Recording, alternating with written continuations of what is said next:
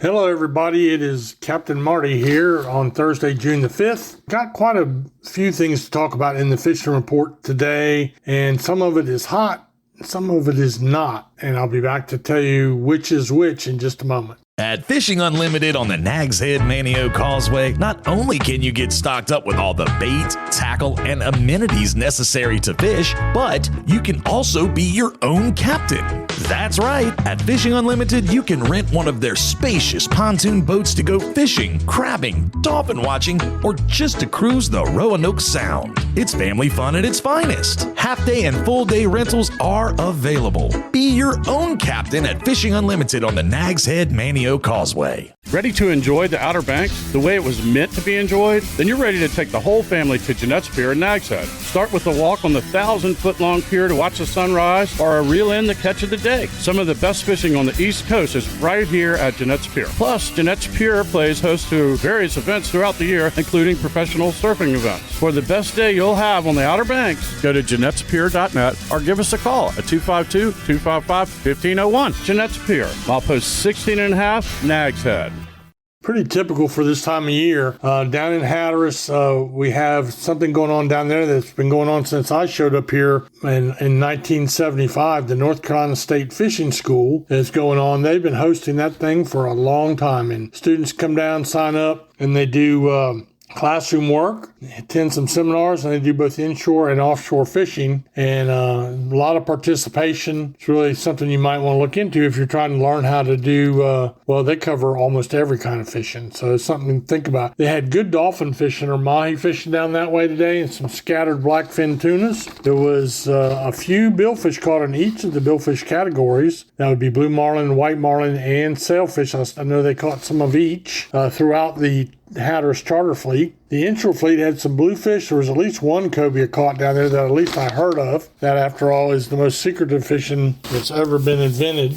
It's something to think about there, too. There's still some cobia around. And as we roll up into the Oregon Inlet report, same thing. I heard of at least one cobia caught off Oregon Inlet today. But that fishing, their fishing report was pretty good. You'll see pictures of some great catches. But I talked to Captain Dickie Harris. Dickie runs the Fantastic out of the Oregon Inlet Fishing Center, and I'll give you an example. His catch was 3 yellowfin tuna and 7 dolphin or mahi. Now, he said, there's a lot of boats that had more fish. That's how it works. You're never going to be top dog every single day in that competitive fleet. And there were some boats that had 8 or 10 or 12 tunas and a few dolphin. There was a few billfish released, and there's some boats that only had 1 or 2 tuna. So it's definitely hit and miss, but I would give it overall, I'd say, it was pretty fair. I'd give it like a 6 or a 7 on a scale of 1 to 10. And I don't know much else about what happened inshore. They've been catching bluefish and Spanish mackerel. I mentioned the one cobia that was caught.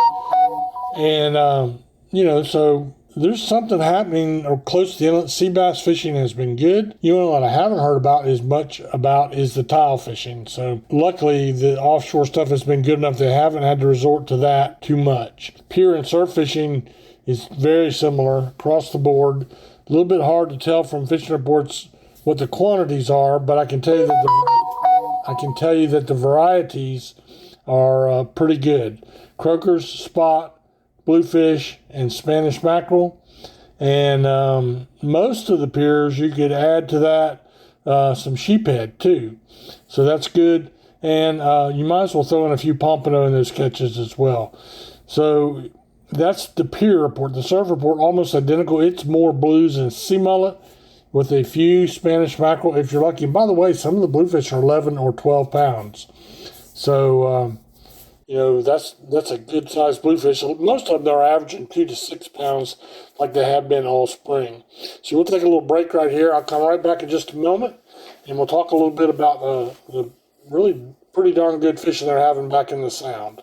Fishing Ocracoke is the ultimate lifetime dream for a lot of people. Captain Ernest with Gecko Sport Fishing and the Drum Runner can help you achieve that dream to the fullest. Whether you're looking to go offshore for tuna, mahi, and billfish, or inshore for puppy drum, speckled trout, and more, Gecko Sport Fishing and the Drum Runner can go from 2 feet to 2,000 feet of water. Full day, half day, and evening trips are available. Call Captain Ernest at 252-921-0095. Gecko Sport Fishing and the Drum Runner. Make your Ocracoke fishing dream a reality. My old friend Captain Brian Dehart, backcountry specialist, does a lot of stuff, fly fishing, speckled trout fishing, and he's got 4 daughters. That's partially my fault because I introduced him to his wife. So anyway, many years ago. But Brian went out there and they had a few big drum. I don't know how big, but I know they were at least yearlings. They're above the slot size and good going for him and the girls. There's also been a good bite in the sound on puppy drum, smaller size in the slot. Speckled trout, that season's still closed, but the trout are good size. I saw a couple of 4-pounders yesterday. And the bluefish seem to be wherever you want them out there. And if you have a little structure, the sheephead fishing is improving on the old regular spots. And the folks down in Hatteras, the guides down there tell me this is the time of year when all those big sheephead that we've been talking about in the ocean will move into the Pamlico Sound, and we're seeing that bite pick up a little bit as well. So there's a whole bunch of stuff going on. Good wade fishing